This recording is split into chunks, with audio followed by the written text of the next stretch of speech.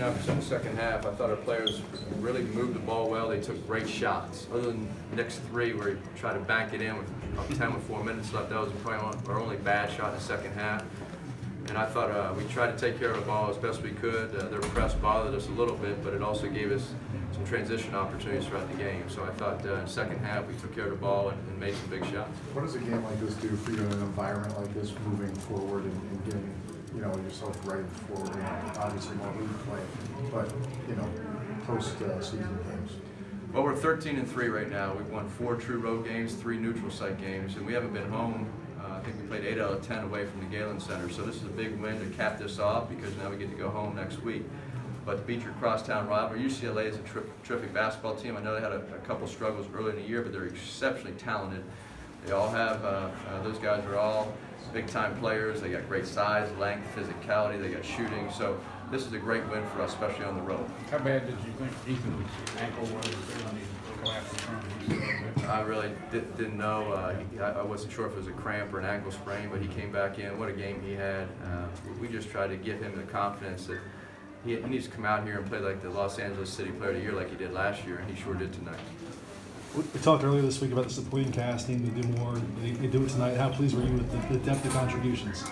Well, Onyeka had a tough game offensively. He got in foul trouble in the first half, got 2 quick ones, so threw him out of his rhythm. UCLA, as I just said, they have great size and strength and length inside, and they were pushing and shoving and limited his post touches. They fronted the post. They gave great weak side help. It's hard to get the ball to him, and then he did what he had to do. He helped his teammates get open at certain times, and because they were focused on him, we had other guys step up, and that's what it takes. It's a team game. Our seniors played great tonight. They played like seniors on the road. Kosovic had 17 and 14. Jonah Matthews had some big shots. Danny Utomi obviously stepped up. So when Onyeka, he's been spectacular this year for us. He's helped us win a lot of games. And so when he has an off night offensively, his teammates need to take care of business, and they did. 2 straight games where defense has played Onyeka like that in the paint. Is that something where he needs to do something different, or you guys need to find different ways to get him the ball? Defense tried to guard him all year, and he's averaging 18 and 10 or 18 and 9, so he'll be fine. Why did you decide to start Nick on that? Well, I thought they're so big. They're the best rebounding team in our league, top 10 nationally. We wanted some more size and strength in there, and also to just help a rotation. I thought Daniel played well, and I thought Elijah Weaver came off the bench, who was starting, and he played a great basketball game. He was aggressive with the basketball. He made some good passes. He defended.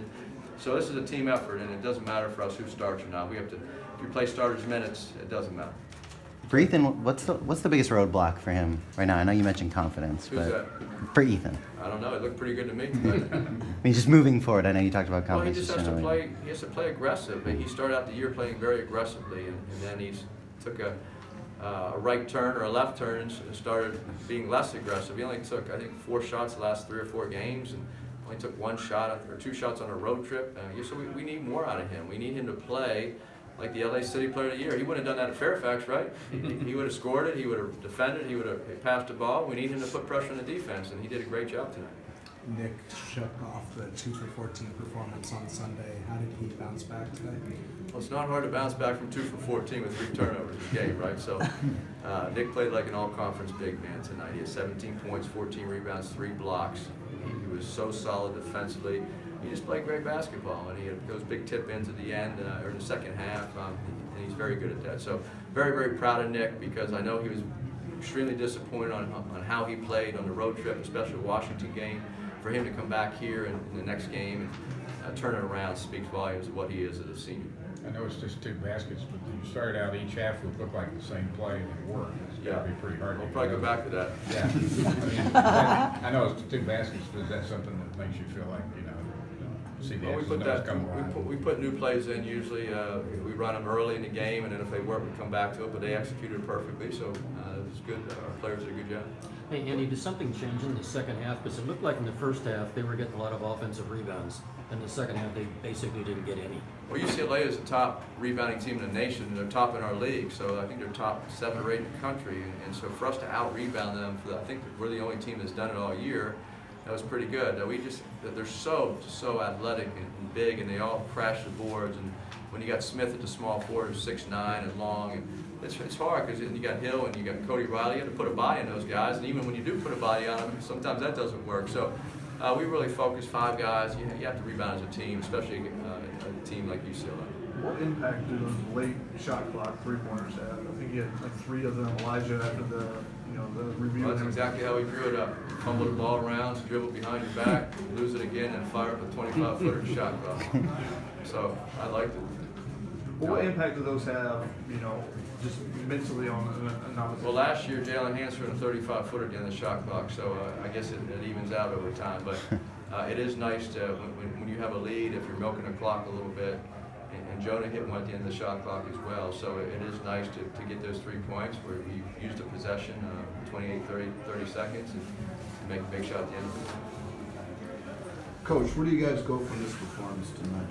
Well, we play California on Thursday night, so we go home, take a day off, relax. We haven't been home. We played 8 out of 10 on the road, so we have to come and try to hold home court advantage here. We have 2 big games next, so in this league, everybody can beat anybody on a given night. And we were fortunate to win tonight. UCLA is an exceptional team. I think they've gotten a lot better. Coach Cronin and the players have stepped up. They had a big win at Washington, so for us to come in here and they played extremely hard tonight, and so did we. This is a great college basketball game, and so I give UCLA credit. They really responded, and they're dangerous. They're a very, very good team. And then we have to go home and appreciate the effort that we gave, but we have 2 big league games at home, and we have to hold the home court if we're going to do anything this year. We're 13-3 right now, in a pretty good spot, but we have to go try to win game by game. Let's go one more.